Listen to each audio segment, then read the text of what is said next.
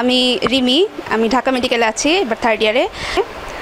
তো অ্যাডমিশনের কথা আগে বলি যে এই সামনের 3-4 মাস আছে, এই টাইমটা শুধুমাত্র পড়াশোনায় মনোযোগ দাও। আমার আগে ফেসবুক ছিল না, আমি চান্স পাওয়ার পরে ফেসবুক চালানো শুরু করছি। এখন অনেক ধুমায়া ফেসবুক চালায়, কোনো সমস্যা হয় না, আব্বু আব্বু কিচ্ছু বলে না। আগে আমি বলি, আমি যখন ইন্টারে পড়তাম আমার বাবা আমারে ফেসবুক আইডি খুলে দিছিল, আমি ইউজ করি নাই। ইন্টারের পরে পরীক্ষা দেওয়ার পরে চান্স পাওয়ার পরে আমি ইউজ করছি ওই আইডিটাই, ওইটা আব্বুই খুলে দিছে। তো তোমরা যখন ভালো করে পড়াশোনা করবা দেখবা যে তোমার আব্বু আম্মু আসবে, বলবে যে তুমি খালি পড়তেছো কেন, তোমার তো চান্স হয়ে গেছে, এখন তুমি যা খুশি তাই করো। কিন্তু এটা বলতে যেরকম সোজা মনে হচ্ছে, আসলে ওরকম সোজা না।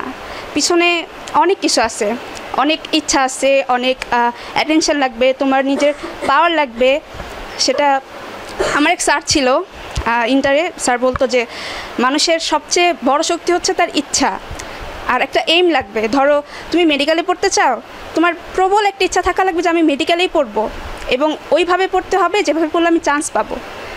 আর যে একটা ইচ্ছা কখনো ধরো স্বপ্ন ভেঙে যেতে পারে, তোমার চান্স হলো না, তুমি অনেক চেষ্টা করলে তাও হলো না, লাক ফেভার করলো না, এজন্য সেকেন্ড একটা প্ল্যান সবসময় রাখবা যে মেডিকেলে হয়নি তো কী হয়েছে, জীবনে সবচেয়ে বড় কি তুমি যেইখান থেকেই উঠবা সেখানে যেন তুমি বেস্ট পজিশনে থাকো।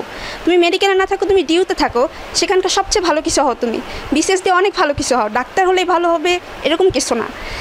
আসলে হচ্ছে সবচেয়ে বেশি এফোর্ট দিয়ে কোন জায়গায় তুমি ভালো হতে পারবা সেই জায়গাটা দেখার লাগবে, আর এর পিছনে অনেক বেশি কাজ করা লাগবে, অনেক বেশি পরিশ্রম দেওয়া লাগবে। আর এই পরিশ্রমটা কিন্তু একদিনে হবে না। ধরো এখানে অনেকেই নতুন নতুন শেষ হয়েছে তোমাদের পরীক্ষা, হঠাৎ করে মনোযোগ আসবে না। ধরো তুমি ঠিক করলে যে আজকে আমি 2 ঘন্টা পড়বো, সাপোজ 2 ঘন্টা আমার পড়তে ইচ্ছা করে না, আমি 2 ঘন্টা পড়বো। পরের দিন এবং 100% মনোযোগ দিয়ে পড়বো। ফার্স্টের দিন একটু উঠবা, ভালো লাগবে না, কিন্তু তৃতীয় চতুর্থ দিন দেখবা যে মনোযোগটা বাড়ছে, তারপরে তুমি আরও বাড়াবা যে 4 ঘন্টা পড়ি, 5 ঘন্টা পড়ি, এরপরে দেখবা 6-7 ঘন্টা পড়ে ফেলতেছো, নিয়মিত পড়তেছো। আর তোমার যে ইচ্ছাটা থাকবে যে আমি ওখানেই পড়বো, সেই ইচ্ছার কারণে দেখবা যে যখন আস্তে আস্তে টাইম ঘনায় আসবে যে তোমার পরীক্ষা দেওয়ার লাগবে, তখন এমনি দেখবা 16-17 ঘন্টা তুমি একাই পড়তেছো, তোমার কেউ বসাবে না, তোমাদের বলা লাগবে না যে পড়তে বসো। তো আমি এরকম ফার্স্টে আমি এইভাবেই আসছি, এই জন্য আমি আমার কথাই তোমাদেরকে বলতেছি যে ফার্স্টে 6-7 ঘন্টা পড়তাম, তারপরে 16 ঘন্টা এরকম পড়ছি। তো আমাদের অন্য কোচিংয়ের চেয়ে এই কোচিং আলাদা কেন, সেটা হচ্ছে আমরা যখন পড়তাম বই থেকে দাগাই দিত এটা পড়বা তোমরা সবাই, ওই দাগানো পড়াটা না মনে থাকতো না, আমাদের নিজেদের একটা বানানো লাগতো যে হ্যাঁ ইমেজিন করতেছে, এটা এইভাবে আসতেছে, ওই ইমেজিন করে পড়া লাগতো। কিন্তু এখান থেকে তোমরা দেখবা যে কীভাবে তোমাদের ইমেজিন করাই দিতেছে তামিম ভাই, এটা ঠিক আছে। তো এটা তোমাদের মনে রাখতে অনেক সুবিধা হবে, এবং এটার জন্য দেখবা যে তোমাদের পড়তে ভালো লাগতেছে আস্তে আস্তে। তো এখানে যে বই আছে, আমরা হিমশিম খাইছি, আমাদের নতুন বই ছিল, ভাবছি যে পুরান বই পড়বো না নতুন বই পড়বো, পুরান থেকে আসবে না নতুন থেকে আসবে। তো একটা বই পড়ে আবার পুরান বইতে একটু ঘাটছি, কিন্তু ভাইয়া যে বললো আমাদের প্লাস সিরিজের বই আছে, তো সেখানে একটা দেয়া থাকবে, আমরা দিয়ে দিব, ওই ওটুকি পড়বা, আর সাথেই যে আমরা যেটা দেখাবো অ্যানিমেশন ক্লাসটা, এটা দেখলেই হবে, ইনাফ। সব কিছু বাদ দাও, পারলে মেডিটেশন করো, আধা ঘন্টা মেডিটেশন করো, ঘুম কমে যাবে যাদের ঘুম বেশি আছে, আমি সিরিয়াসলি বলতেছি মেডিটেশন করো। মেডিটেশন মানে এই না যে ঘুমায় যাবা, তুমি বসে বসে চিন্তা করবা যে কী করলে আমি লাইফে আগাতে পারবো, কী করলে আমি আমার পড়াশোনার মনোযোগটা আনতে পারবো। বন্ধুবান্ধব সব কিছু বাদ দাও, 4 মাসের জন্য বাদ দাও, ওই যে রিলেশনের কথা যেগুলো বললো, যে যাদের আছে তারা একটু টাইম নাও, স্পেস নাও, যাদের নাই কিংবা হতে যাচ্ছে এই কয়েকদিনের জন্য বাদ দিয়ে দাও। আর যেটা বললাম যে ইচ্ছা শক্তি যদি থাকে একাই পড়বা, আর আমরা তো আসি, যে কোনো প্রবলেম আমাদের বলবা। আমি আসার পর মনে হয় যে ভাইয়াকে দাঁড়াইতে বলছিলাম, ভাইয়া অনেক ভয় পেয়ে গেছে, তৌফিক না তোমার না, আমি বলছি যে তুমি দাঁড়ায় কথা বলো, সে অনেক ভয় পাইছে।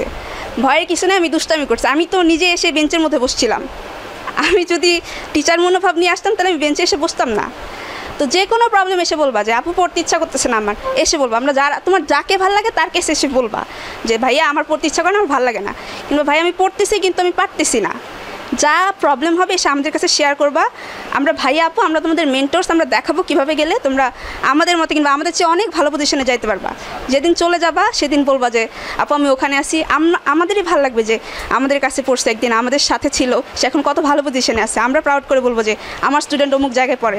যেমন গত বছর আমার স্টুডেন্টকে আমি বেশি পড়াইতাম না, একটা ছেলেকেই পড়াইছি, সে এসে বলতেছে যে আপু আমি চুয়েটে পড়তেছি, আপু আমার অনেক ভালো লাগতেছে, আপু আপনার জন্য হয়েছে, মানে আমার জন্য এসে এটা বড় কথা না, আমার অনেক ভালো লাগছে যে ছেলেটা এসে আমাকে বলতেছে আপু থ্যাংক ইউ আপনাকে। এটা অনেক বড় কিছু নিজের জন্য। মানুষের জন্য সবচেয়ে বড় জিনিস কি? দোয়া।